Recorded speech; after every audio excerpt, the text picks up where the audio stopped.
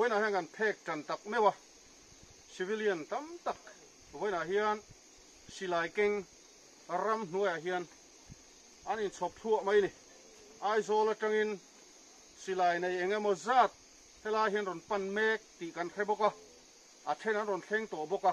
nặc tu lama ron kal tur po hiền amani anh sipai hiền tam lâu dewa ni pon silai này zong zong kan thọ thác chuan asam hi chuan in min dol lo về mấy thầy đi tới po kha chân hạt chuan soi về ni chu wang chuan in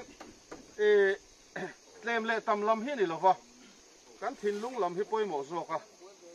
mi zo te hi nam hoi sen kan nia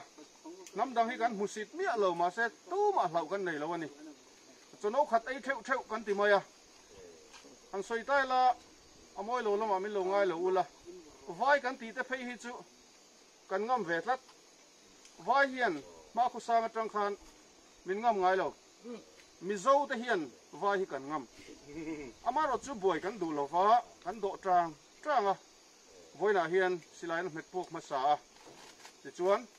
an tur ta ni poi kan ti khop maya mi thi te kan tor puya nun na lu tak khatianga chana ni kha poi kan ti khatiang kha thleng le to lo se kan duwa ti chuan voina ka han soi du chu helai huna hian nak tuk long abon lai kap mai thei silai mu hi district thang thang atang hian helai hian thon kho mangai ni lak kho mangai silai mu kan in dai angai ni silai mu kan in dai angai a ti chuan in IR battalion hi din bel te po atha amaro su chu ti rual chuan din bel kher ngai lo win IR police post ruak hi sangli chuang oma hei hi no khat vatang u tin chumia kan police lak na chuan ritena atitha lamani lo thingtlang mi fit si rui thei thil ti lo English thiam ngai lo in ka na English apoi mo lo chuan thingtlang mi fit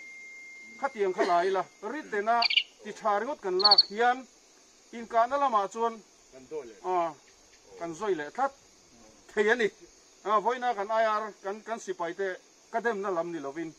tun ma tanga police an lak dan atangin ritena ti tha kan